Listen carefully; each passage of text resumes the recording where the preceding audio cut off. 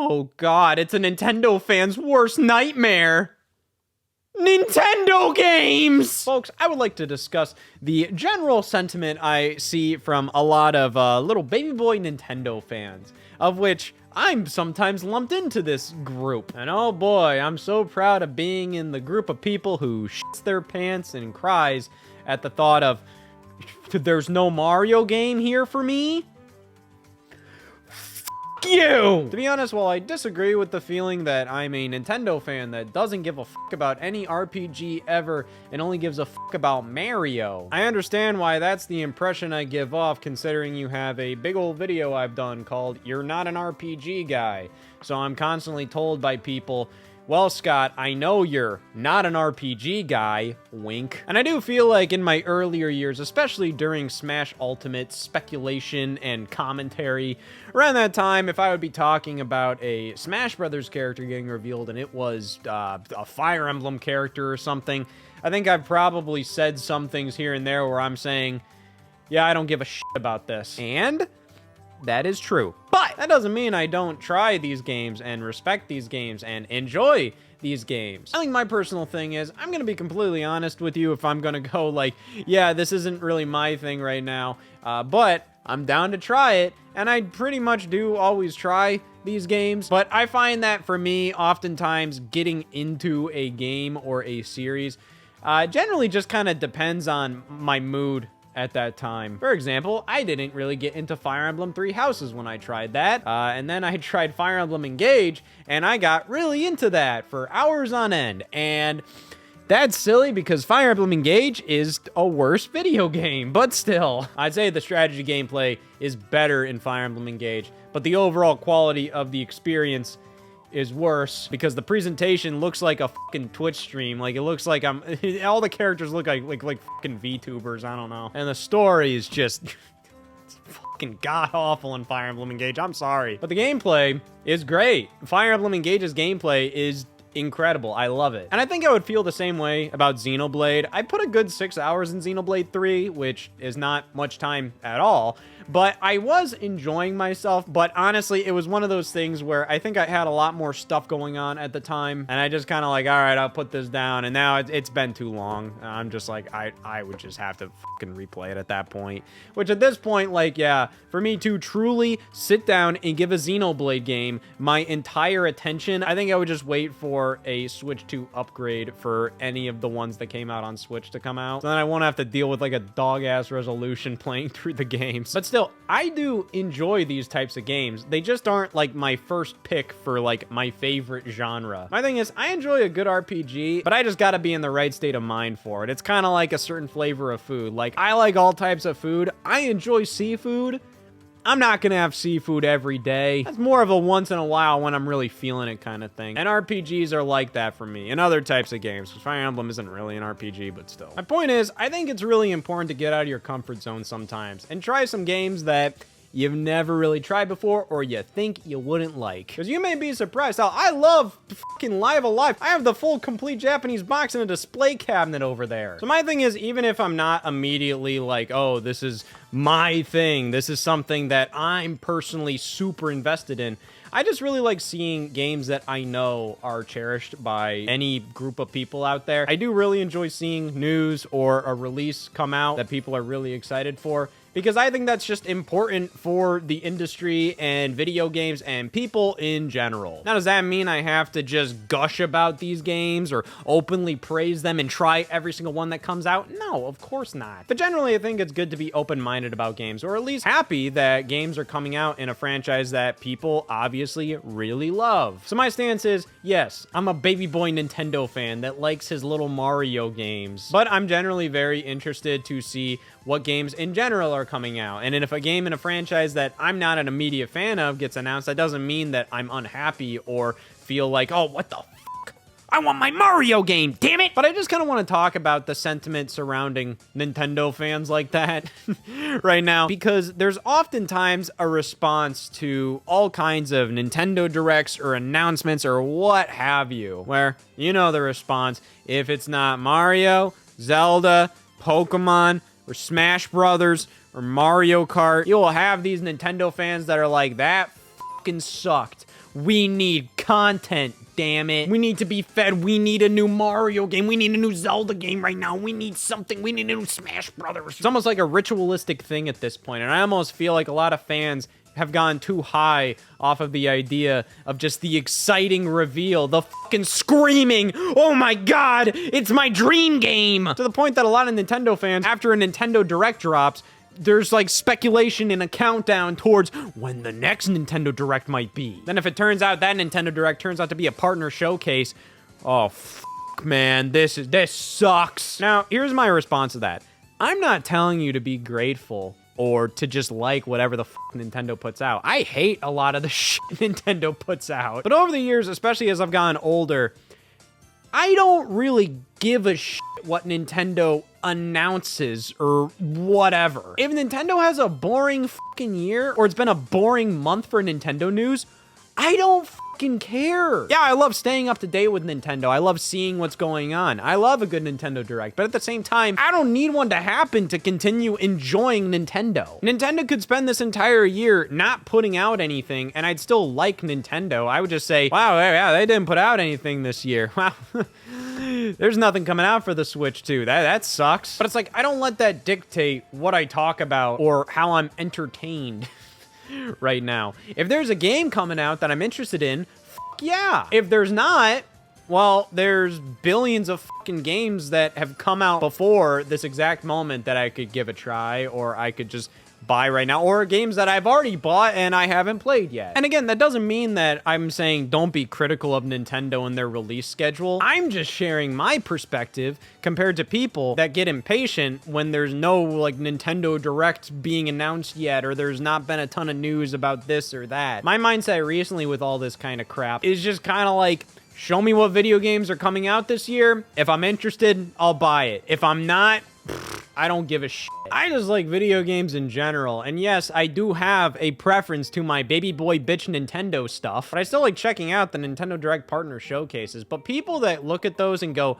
bleh, that's not what I want, they're literally to a point that like you don't give a fuck about any video games unless it's published by Nintendo, and even then, if it's published by Nintendo and features a guy with a red hat in it. Well, in my opinion, that's totally fair. People are allowed to like what they like. If you only want to play Mario games, you only want to play Mario games. I'm not gonna force you to do fucking anything else. But at that point, why the fuck are you watching every Nintendo Direct? Like, I don't think you're that invested in Nintendo as a whole. And Nintendo Directs are kind of meant to show you everything coming to the platform, or everything of major note that Nintendo is going to show you for the foreseeable future. And if you aren't gonna potentially give a shit about 99% of what's there, just for the 1% chance that you might see a game you give a fuck about live and you're not spoiled on it, my thing is that 1% really worth it, waking up early and sitting through an hour-long presentation? Good buddy, let me tell you, you would do great during a timeshare presentation. Are you really gonna sit through these hour-long presentations, then be really disappointed when they announce that a new Fire Emblem game is coming out? Because my thing is, oftentimes if somebody is critical of, let's say, one of these anime-looking ass games getting announced, they'll oftentimes kind of complain like, oh, I wanted this game instead of that game, or this game, I wanted a new Smash Brothers or Zelda or Mario instead of this. But it's like, this doesn't replace any of those games. It was just Fire Emblem or Xenoblade's turn to get announced. Because most of these franchises that always get picked on are being worked on by a dedicated team that only really works on those specific games. A new Fire Emblem or Xenoblade releasing doesn't mean anything in comparison to all the other games Nintendo has coming out. But gosh, it's so annoying. I had to sit through a 3-minute long trailer during a presentation I was watching for an hour straight. Oftentimes I find that Nintendo releases games like Fire Emblem and Xenoblade during times in which they aren't really like their major big release during that time period. Oftentimes they put them right next to another game within that general window. Like I remember like Fire Emblem 3 Houses came out within like 2 weeks or so of Super Mario Maker 2, so that didn't really take up any kind of slot or however you want to put it. If you're a big general Nintendo fan, which pretty much just means Mario, it's not like Nintendo was saying, here you go, here's your game for this month, suck it up. Same happened with like Fire Emblem Warriors 3 Hopes. That released like, what, 2 weeks or something after Mario Strikers Battle League? And Fire Emblem Engage released in January, which is normally like not many games release in January, so they were just like, here you go. Xenoblade 2 launched in December, which again, not many games launching in December. Like, that's just my perspective. They're never really pushing these as like, oh yeah, everybody's got to play this game. This is your one game to play. Like, normally they position them around more general audience titles. But either way, there's always a hunger for the big boy Nintendo franchises to release, and I definitely understand that. They're big boy franchises for a reason. They sell the most, they review the best. The general audience cares about these games. The core gamer, the core Nintendo fan loves these games. It's just, for me personally, I don't really need one releasing every single year to still be interested in playing Nintendo games. Now, of course, I care about how Nintendo does as a company because that dictates what things they do. And I'm interested in what Nintendo does. And I like Nintendo, so of course I'm gonna want them to kinda do well. Much like how I want Sony to do well. I want Microsoft to do well with the Xbox brand.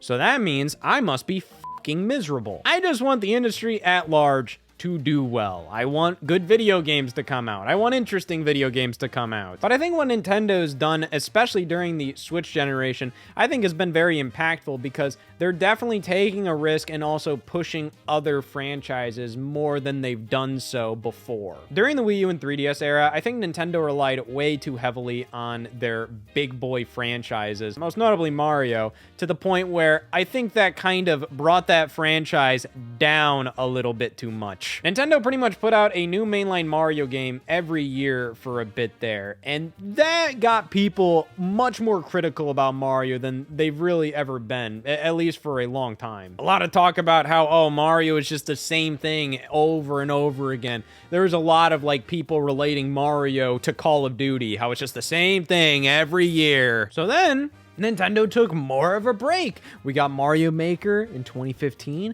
We had Mario Odyssey in 2017. We had Mario Maker 2 in 2019. I mean, roughly, this is like every 2 years, we're getting a new mainline Mario something. It's like 2 years later, we got Bowser's Fury. Then 2 years after that, we got Mario Wonder. Then 2 years after that, we actually got Donkey Kong Bonanza, which, you know, has ties to mainline Mario. So it's like things have still felt pretty consistent. But I think Nintendo not relying on mainline Mario nearly as much has definitely opened things up for a lot of Nintendo fans to feel a little let down by Nintendo's direction with certain things, specifically their 2025 lineup for the Switch 2, how that was a disappointment, especially compared to 2017. Oh boy, that was the best year of all time. And yeah, look, do I think 2017 was better than 2025? Like, yeah, I would probably say so, but 2025 was still a solid lineup for Nintendo. And quite frankly, a lot of what made 2017 work, it was a bunch of dumb luck. Things fell into place perfectly for them. I don't think it's really reasonable to expect, oh wow,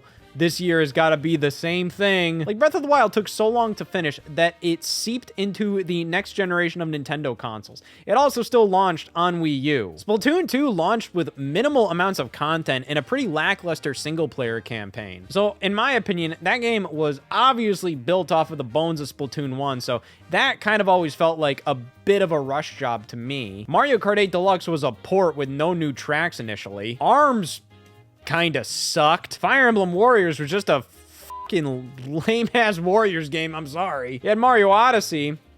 Yeah, it's Mario Odyssey. They did a good job with that game. And Xenoblade 2. But if you're a true Nintendo fan, you didn't play Xenoblade, am I right? The games that made 2017 legendary kind of just fell into place. Like, it was right place at the right time for Breath of the Wild to be ready for the Switch 1's launch. To expect another game like that in the Switch 2's first year, I don't think is reasonable. That was a once-in-a-generation kind of experience. That was one of the biggest games to ever release. And it honestly was kind of more of a happy accident that it was available to be a launch title for the Switch. So to look at the Switch 2's lineup and be like, man, we need that big once-in-a-lifetime game. Do you hear yourself? Once-in-a-lifetime game. So once in a lifetime, once in a generation. This shit isn't easy to pull off. And if you look at a game like Donkey Kong Bonanza and you go, yeah, it was good, but what? Like, I'm like, yeah, it might not be your thing. You might not like the game. That's totally fine. But sometimes this type of Nintendo fan just seems like a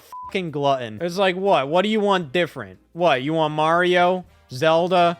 Smash Brothers? Yeah, okay. Like, I want those too. I think most people want those. But during the time in which you're not getting these games, I would recommend just kind of broadening your gaming taste and giving some other games a try. You don't even have to spend a lot of money on certain games. If you're already subscribed to Switch Online, there's numerous games and numerous franchises that you can give a go. And if you're already subscribed to that shit, then it's just like, all right, no harm, no foul. Now, I think it feels different these days, mainly because there's always a lot of people talking all at once, myself included. From my perspective, during the Switch 1 era, you had a lot of YouTube channels kind of come out of the woodwork, and the Switch 1 era kind of ended up giving a lot of people a livelihood. You know, people created entire YouTube careers out of the idea of covering Nintendo Switch. And that's awesome. Proud of you guys. But I think this has kind of bubbled up and made it so then we're just not really acting like rational people when it comes to being a fan of a video game company. I think a lot of the YouTube culture surrounding Nintendo Directs and leaks and speculations and reacting to the news and having these big pop-off moments. Oh my God! It's almost like everybody's kind of chasing the next high. Everybody wants to freak the fuck out about the next video game thing. And I don't blame you. Like, yeah, it's really fun to freak the fuck out. But always wanting to freak the fuck out makes it so then actually freaking the fuck out isn't as impactful as something hitting you kind of out of nowhere. I don't know. It's like if you go into every Nintendo Direct with the expectations that you're gonna be fucking blown away and you're gonna have your dream game announced, you're always gonna end up getting disappointed. It's just best to go into these things not expecting really much at all. Expect to be disappointed. This is a heartless, soulless corporation that just thinks you're some fucking dope that will buy anything. If you make sure you look at Nintendo like that, you're gonna be a hell of a lot less disappointed by whatever they market to you. Acting like they're your best friend and they're trying to give you games that you really want to play, it's just like, no. A lot of this just happens to be like, these are the games that are available to show at this moment. I'm sure if Nintendo could reveal a fucking new Zelda game every Nintendo Direct, they would. But you know how I watched the last Nintendo Direct that happened? Yeah, I don't give a fuck. I mean, obviously I give a fuck because I watch these things, but I'm not expecting this company to adhere to whatever the fuck I want. And I respect the things that I might not be an initial mega fan of. Because I look at this stuff like, damn, whenever I've tried these games, or even if I look at this and it doesn't look great, well, damn, a lot of people really like it. So maybe if I get a chance, I'll give it a try. And if I don't like it, well, what the fuck ever, I tried. And also, us Nintendo fans are the biggest gluttons on the planet. Easily, out of the big three video game companies, Microsoft and Sony, Nintendo has the most releases, the most news coming out constantly, and yet everybody's always like, when's the next thing happening? When's the next thing? The fucking PS5 gets like 3 presentations a year, and they all suck. Sony puts out like 2 games a year. One of it's like MLB The Show. If you're not interested in Nintendo's lineup for the first half of the year or whatever it is, I don't fucking know. I got other plans, man. I'm gonna clean the house today. I'll play with my cats. I'll watch a TV show. I'll play an older game or something. I don't care. So that's just my fun little rant on all these things I see Nintendo fans whine about all the time. Yeah, pretty much it all boils down to, man, why can't we all just get along? And man, why don't we just all chill out a little bit? Try new things. You might be surprised. And if you're not surprised, oh, well, you tried. Good for you. You can move on. You can just be like, I don't really like this thing, but good for the other people that happen to like it. Nintendo is not always gonna make shit that I care about. And that's okay. In fact, I think it's good they make shit that I don't care about. If they only made shit that I care about, damn, I don't think they would last much longer.